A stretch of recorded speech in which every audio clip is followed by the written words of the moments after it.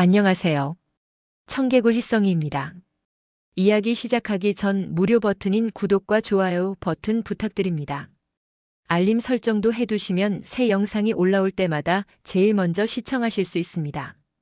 여러분은 지금 무엇을 하며 어디 지역에서 듣고 있나요? 산책을 하시면서 출퇴근을 하시면서 지역 이름이나 장소를 댓글로 남겨주시면 감사한 마음으로 반갑게 인사드리겠습니다. 감사합니다. 지금 시작합니다. 강원도 철원 아침 햇살이 갓 떠오른 군 복지회관 앞. 23살의 김하윤 하사는 어르신 건강검진 봉사를 준비하고 있었다. 의대를 포기하고 군 의무병의 길을 택한 지 3개월. 짧은 기간이었지만 그녀는 누구보다도 뛰어난 의료 지식과 성실함으로 부대 안팎의 신뢰를 얻고 있었다. 하윤아, 오늘도 일찍 왔네. 부대장의 따뜻한 말에 하윤은 미소로 답했다. 봉사 장소에는 이미 8순을 넘은 어르신들이 줄을 서 있었다. 혈압을 재고 혈당을 체크하며 하루가 평화롭게 흘러가고 있었다. 그러나 평온은 오래가지 않았다. 끼익! 날카로운 브레이크 소리가 건물을 울렸다. 이어서 들려온 쾅! 하는 충돌음. 그리고 비명. 사람이 다쳤어요. 하윤은 반사적으로 창문 밖을 내다봤다. 복지관 앞 교차로에서 검은 연기가 피어오르고 있었다. 그녀의 손은 이미 응급처치 가방을 움켜쥐고 있었다. 하지만 그 순간, 김하사 어디 가려고? 상관 강태우 중사가 날카롭게 제지했다. 밖에서 사고가 났습니다. 제가 가봐야 할 것 같습니다. 안 돼. 지금은 공식 임무 중이야. 무단 이탈하면 영창행이야. 밖에서는 점점 더 큰 비명이 터져 나왔다. 제발, 누가 좀 도와주세요. 라는 외침. 그러나 군 규정은 그녀의 발목을 붙잡았다. 군대에서는 명령 불복종이 가장 큰 죄였다. 순간 하윤의 머릿속에 하나의 문장이 스쳤다. 지금 나가지 않으면 평생 후회할 거야. 그녀의 눈빛이 변했다. 주저함이 사라지고 결심이 자리 잡았다. 하윤은 한 발 앞으로 내딛었다. 그리고 쿵! 복지관 문을 박차고 나갔다. 교차로는 이미 아수라장이었다. 검은색 승용차가 신호등을 들이받아 앞부분이 완전히 찌그러졌고 도로 한가운데에는 젊은 여성이 쓰러져 있었다. 박소연 20살로 보이는 긴 머리의 여성이었다. 머리에서는 피가 흐르고 호흡은 거칠고 불규칙했다. 주위 사람들은 사진만 찍을 뿐 아무도 나서지 않았다. 하윤은 주저하지 않았다. 비켜주세요. 저는 군 의무병입니다. 그녀는 즉시 맥박, 동공, 호흡을 확인하고 기도를 확보했다. 피가 멎지 않는 상처를 압박하며 누군가에게 외쳤다. 119에 이렇게 전해주세요. 20대 여성, 두부 외상, 의식 소실, 호흡 불안정. 그러나 상황은 급박하게 돌아갔다. 여성의 몸이 경직되며 거품을 내뿜기 시작했다. 외상성 경련. 하윤은 즉시 옆으로 눕히고 손수건을 말아 입 사이에 넣었다. 시간이 멈춘 듯한 1분. 경련이 멈췄고 맥박은 안정됐다. 주변에서는 탄성이 터져 나왔다. 저 사람 진짜 의사 아니야? 사이렌 소리가 들렸다. 구급대가 도착했고 하윤은 의료진에게 정확한 상황을 보고했다. 그들의 눈빛엔 놀라움이 가득했다. 여성의 가방에서 떨어진 학생증 박소연 K대 의과대학 3학년. 의대생이었다. 저도 병원까지 같이 가겠습니다. 상태가 불안정합니다. 좋습니다. 도와주세요. 그 순간 뒤에서 들려온 고함. 김하윤 하사. 거기서 내려. 강태우 중사였다. 얼굴이 분노로 붉게 물들어 있었다. 하지만 하윤은 잠시 그녀의 손을 바라보고 말했다. 죄송합니다. 하지만 전 가야 합니다. 쾅! 구급차 문이 닫혔다. 병원까지 달려가는 동안 하윤은 혈압을 재고 산소 포화도를 체크하며 환자를 지켰다. 병원에 도착하자마자 브리핑을 마치고 30만 원의 응급 실비까지 선뜻 냈다. 그리고 무거운 발걸음으로 부대로 돌아왔다. 김하사 강중사님이 찾으십니다. 바로 의무대로. 그 말투에는 동정심이 묻어났다.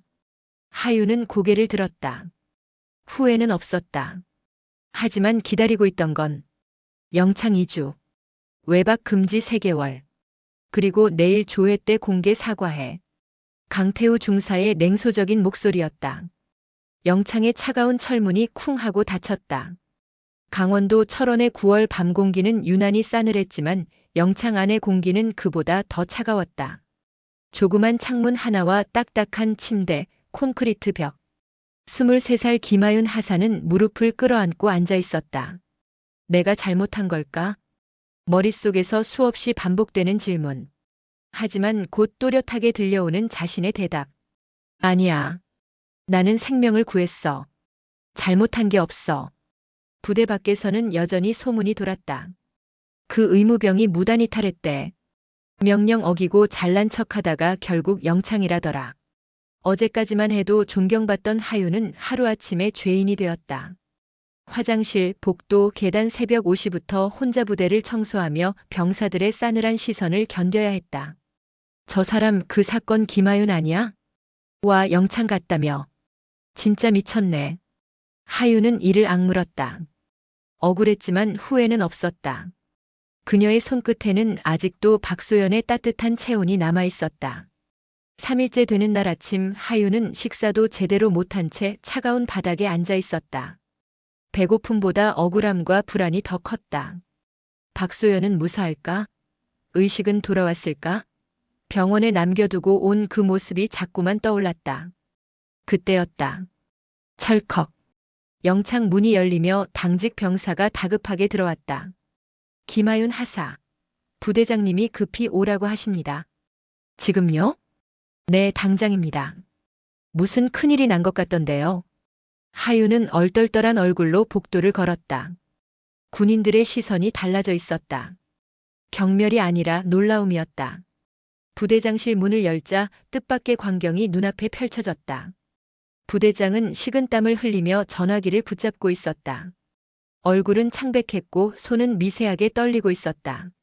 네, 사단장님. 즉시 조치하겠습니다. 예, 헬기 착륙 준비도 네. 사단장? 하윤의 심장이 쿵 내려앉았다. 전화를 끊은 부대장이 하윤을 돌아봤다. 그의 얼굴에는 복잡한 감정이 뒤섞여 있었다. 김하사, 자네 큰일 났네. 예? 무슨? 사단장님이 30분 후에 헬기로 오신다. 자네를 직접 만나고 싶다고 하셨어. 네? 순간 하윤의 머릿속이 하얘졌다.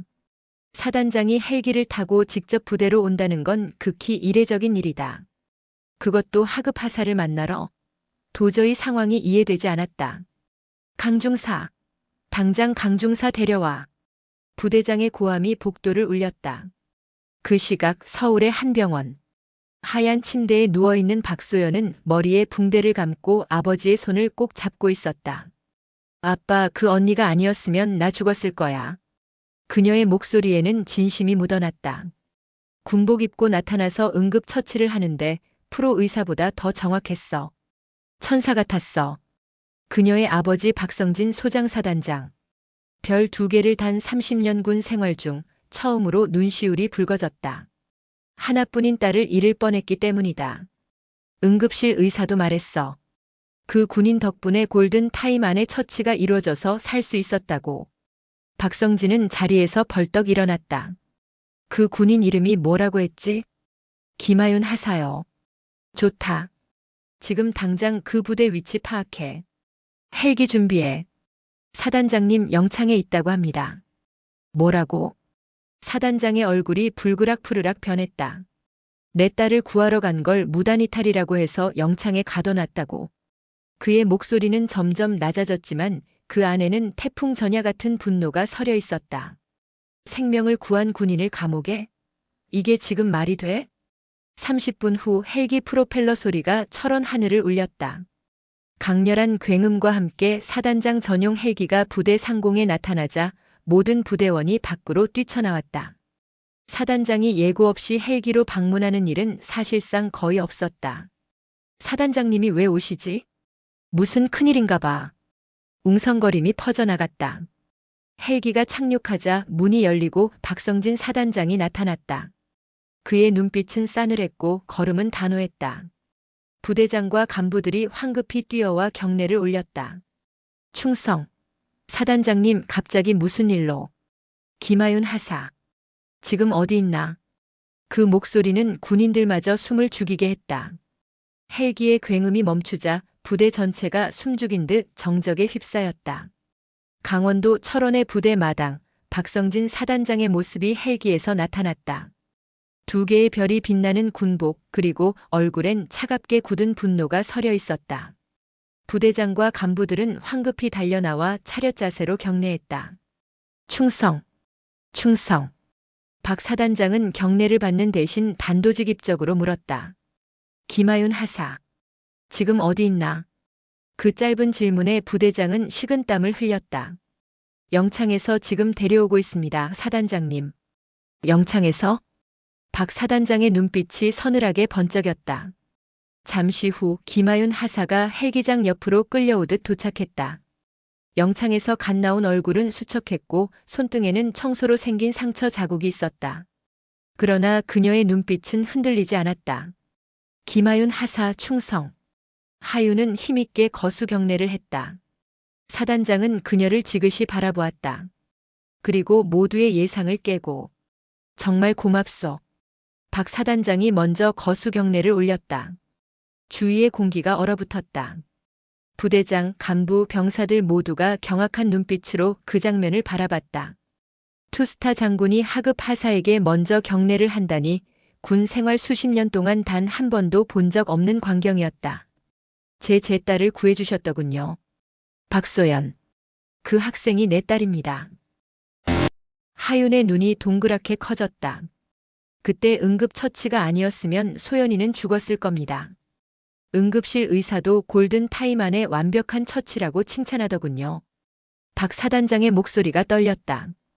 강인한 군인의 얼굴 뒤로 한 아버지의 진심이 비쳤다. 정말 어떻게 감사를 드려야 할지 모르겠소.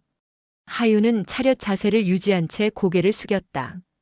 당연히 해야 할 일을 했을 뿐입니다, 사단장님. 그 한마디에 박 사단장의 눈빛이 더 깊어졌다. 그때 부대장 실문이 벌컥 열렸다. 강태우 중사가 헐레벌떡 뛰어들어왔다. 사단장의 모습을 보자 얼굴이 순식간에 하얗게 질렸다. 충성. 강태우 중사입니다. 강 중사.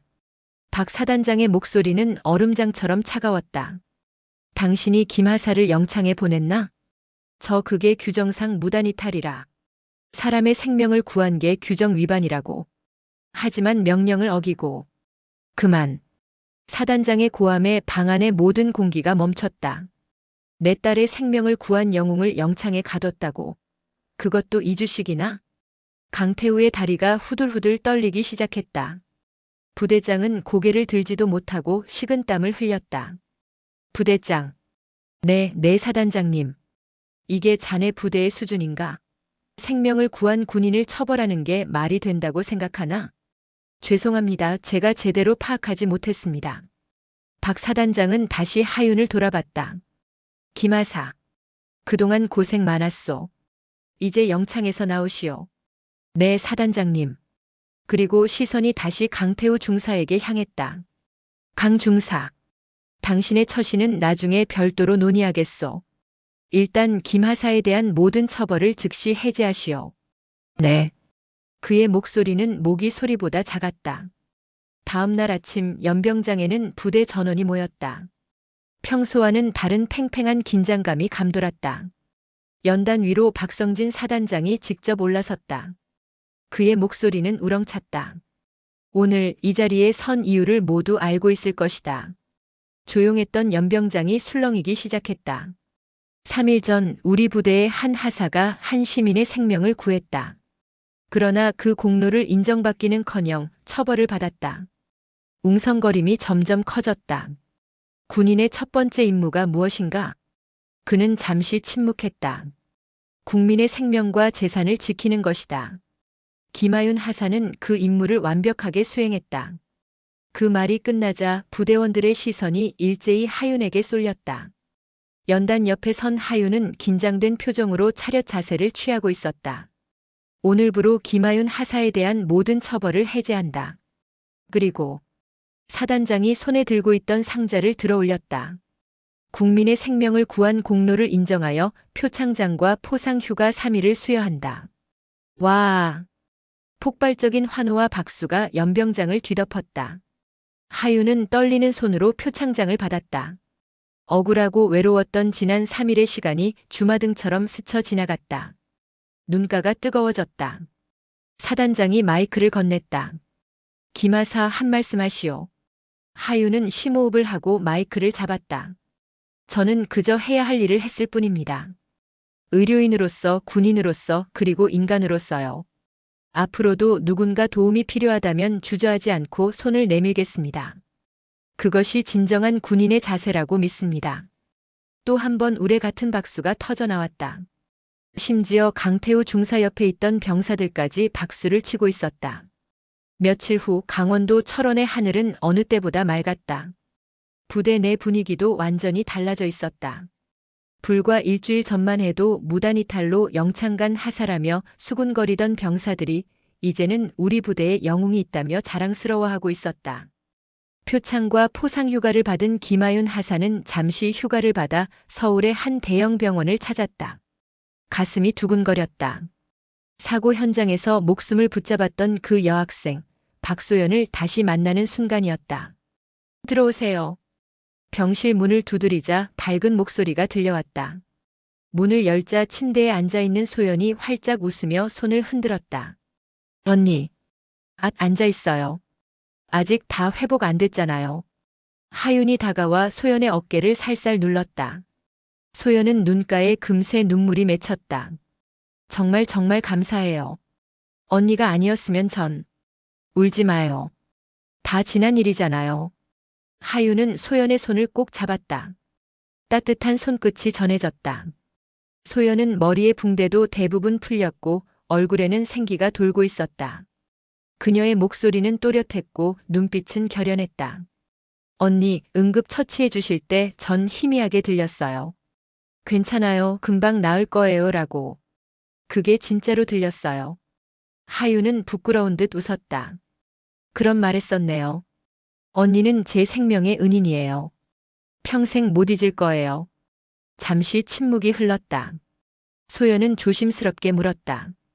언니도 의대 다녔다고 들었어요. 왜 그만두셨어요? 하윤의 눈동자가 잠시 멀어졌다. 돈 많은 사람만 치료하는 의사가 되고 싶진 않았어요. 진짜 도움이 필요한 사람들을 돕고 싶었거든요. 그래서 군의무병의 길을 택했어요. 후회는 없어요. 오히려 이번 일을 통해 더 확신이 들었죠. 소연의 눈이 반짝였다. 저도 그런 의사가 되고 싶어요. 언니처럼요. 누군가의 생명을 구하는 진짜 의사요. 할 수 있을 거예요. 소연 씨는 이미 강한 마음을 가지고 있으니까요. 두 사람은 미소를 지었다. 말하지 않아도 통하는 무언가가 있었다. 그때 병실 문이 다시 열렸다. 별 2개가 번쩍이는 군복. 박성진 사단장이 들어왔다. 김하사 와 있었군요. 안녕하십니까, 사단장님. 딸이 많이 좋아졌지? 네, 다 하윤 언니 덕분이에요. 소연이 활짝 웃으며 말했다. 박 사단장은 하윤을 향해 진심이 담긴 미소를 지었다. 참, 하사에게 전할 말이 있네. 부대 의무대장 자리가 비었는데 내가 자네를 추천했네. 네? 하윤은 놀라 눈을 크게 떴다. 의무대장은 보통 중사 이상이 맡는 자리였다. 하사인 자신이 추천받는다는 건 상상조차 못한 일이다.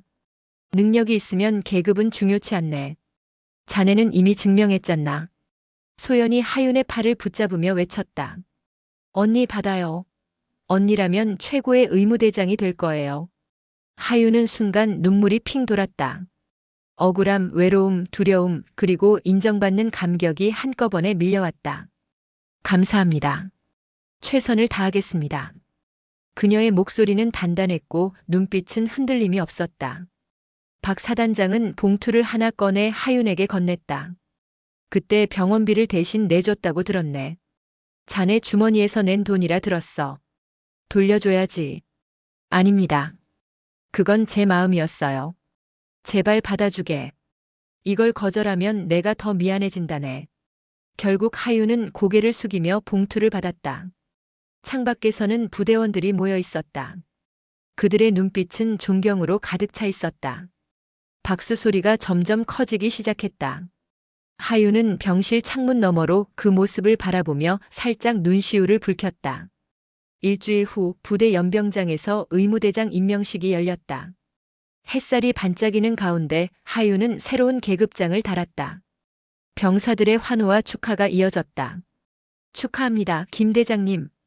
이제 우리 부대 의료는 걱정 없겠네요.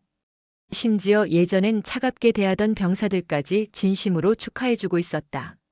그 가운데 강태우 중사가 조용히 다가왔다. 그의 얼굴에는 이전과는 다른 표정이 있었다. 자존심과 후회, 그리고 존경이 섞인 눈빛. 김하사 아니 김 대장. 중사님. 한참을 망설이던 태우가 입을 열었다.